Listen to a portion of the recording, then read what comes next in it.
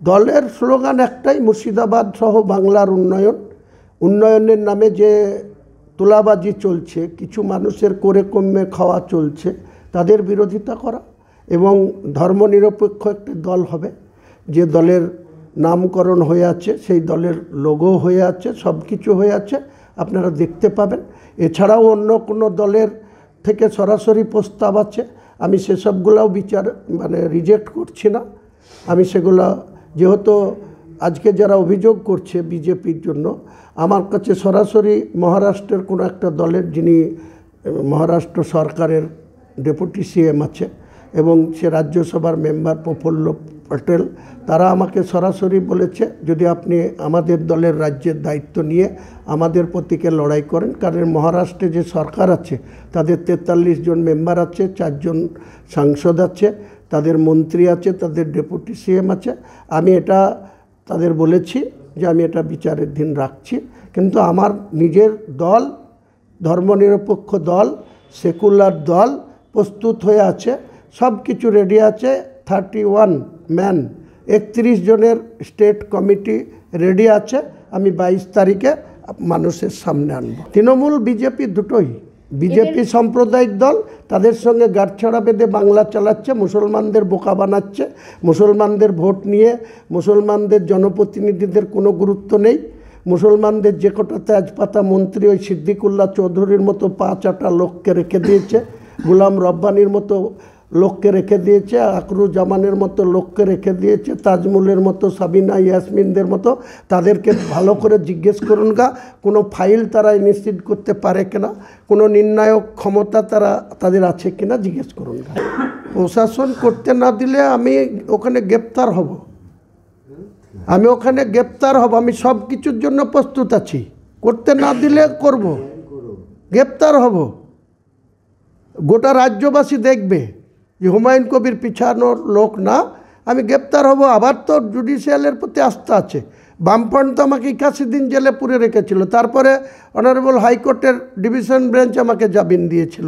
সেরকম যদি আমাকে কেসে পুরে আমি বেরিয়ে এসে, আমি তো কালকে পশু কাজ শুরু করব বলে, আমি আমার রাস্তায় থাকব, আমার ভেন্যুতে থাকব, আম জনতাকে নিয়ে থাকব। যেখানে আমার বাবরি মসজিদ করার কথা সেই জায়গাতে শিলান্যাস করব। পরে নির্বাচনের পরে মসজিদ নিশ্চয়ই, মানুষকে যখন কথা দিয়েছি, মসজিদের ডিপিআর তৈরি হচ্ছে, বাকি ইসলামিক হসপিটালের ডিপিআর তৈরি হচ্ছে, একটা মেডিকেল কলেজেরও ডিপিআর তৈরি হচ্ছে, বাকি একটা মুসাফিরখানারও ডিপিআর তৈরি করছে, একটা পার্ক হবে, একটা হেলিপ্যাড হবে। টোটাল 25 বিঘা জায়গার উপরে এটা করা হবে।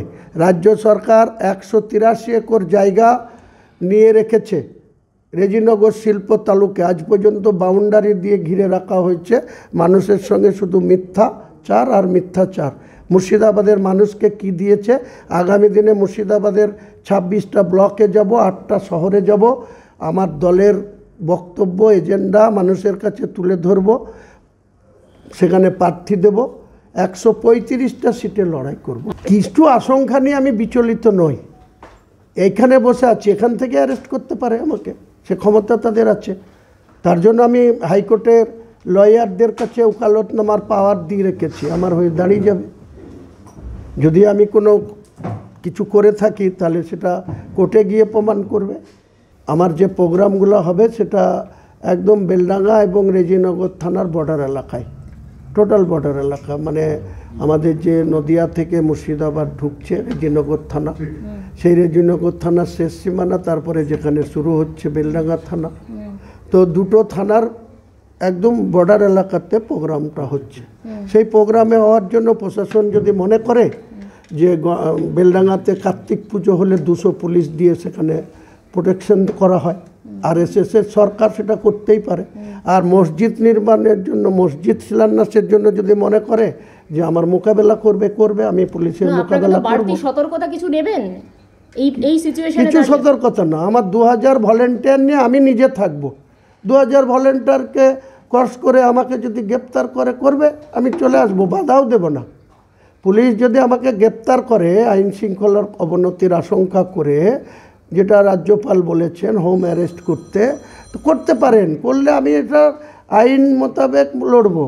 আমি জুডিশিয়ালের উপরে আস্থাশীল। হুমায়ুন কবির বেলডাঙ্গায় করবে না ভরতপুরে করবে? হুমায়ুন কবিরের বাড়ি বেলডাঙ্গা 2-তে। বেলডাঙ্গা 2-তে আমি 62 বছর আগে জন্মেছি। বেলডাঙ্গা 2-তে বসবাস করি। বেলডাঙ্গা 1 আর 2 একই ব্লক ছিল, ভেঙে হচ্ছে বেলডাঙ্গা 2।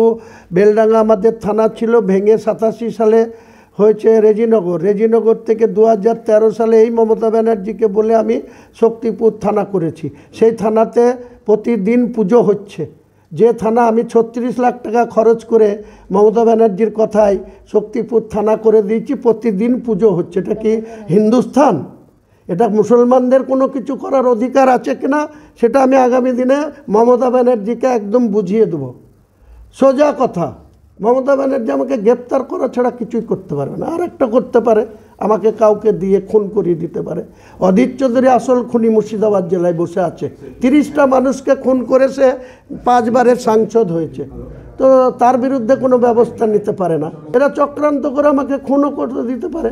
খুন হতেও প্রস্তুত আছি, কোনো অসুবিধা নাই।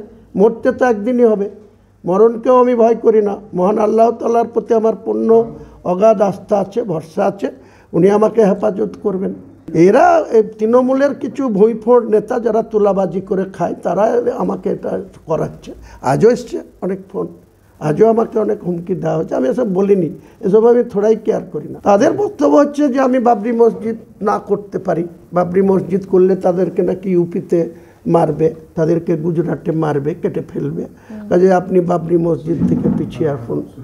তো তারা মারবে, কে মার খাবে, তার জন্য তো আমি আমার সিদ্ধান্ত থেকে পিছাতে পারি না। তার আগেই 22শে ডিসেম্বর বহরমপুরের টেক্সটাইল মোড়ে আমার নতুন দলের আমি ঘোষণা করব।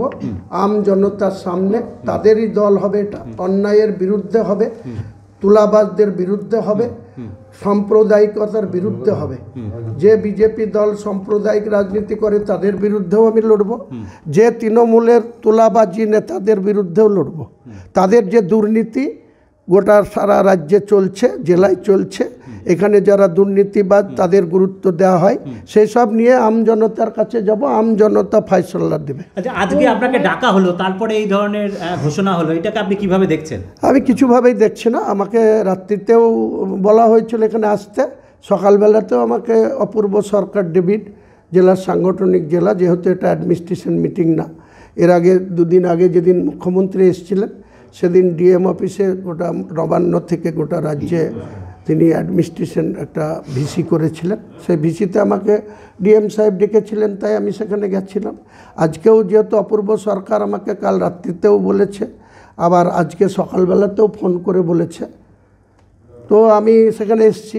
আমি মনে করি যে তাদের সর্বোচ্চ নেতৃত্ব, অপূর্ব সরকারের ক্ষমতা তো নেই যে সর্বোচ্চ নেতৃত্ব যা সিদ্ধান্ত নেবে সেটার উপরে কোনো কথা বলার। সেটা নিশ্চয়ই মুসলমানদের মসজিদ করতে বাধা দিচ্ছে, কিন্তু সরকারি টাকায় ভরি ভরি মন্দির হচ্ছে।